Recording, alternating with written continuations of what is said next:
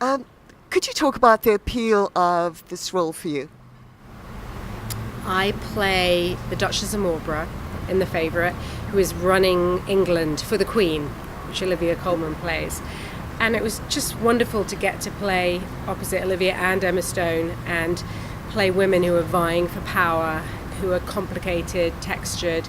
My character's assertive, dominating, can be aggressive, can be sadistic, can be cruel, but she's also vulnerable and needy, and it's a love story. She's in love with the Queen.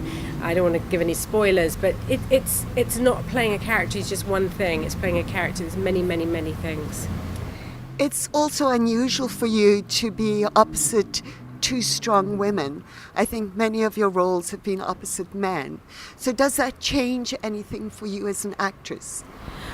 I think every film that I had ever done before last year has been opposite a man. I think almost everything has been a love story, and they've been heterosexual love stories. So I made a film called Disobedience and then The Favourite, and they're both opposite women. And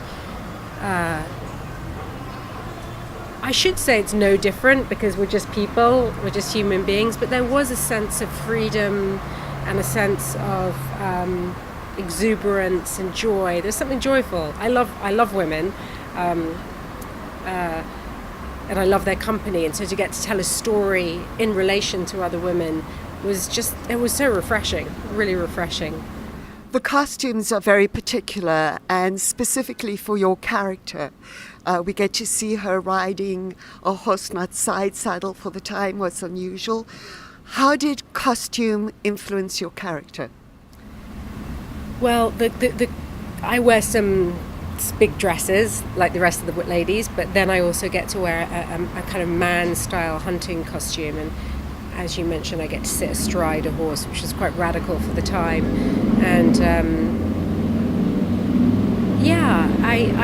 I feel like the sort of more masculine clothes made me feel stronger and more powerful and less. Although I did wear a corset underneath, and there was still a corset there. So yeah, but the costumes are fabulous, really wonderful. There's that incredible scene of you shooting. So how comfortable were you with shooting? And it's actually an analogy for something else that's going on in the film. So talk about those scenes. Yeah, so there's kind of almost like three one-act it's like a 3-act play. The first act, myself and Emma Stone, I teach her to shoot. It seems like she's the ingenue, and I could explain to her how to do it, and she seems not to be very good at it. Act 2, she's gotten very good at shooting, and I'm very suspicious of her, and I suddenly think she might be trying to steal the Queen from me, and I threaten her, and then Act 3, she's a better shot than me. Yeah. Life lessons right there. To close up, you've worked with this director before. What was it that brought you back?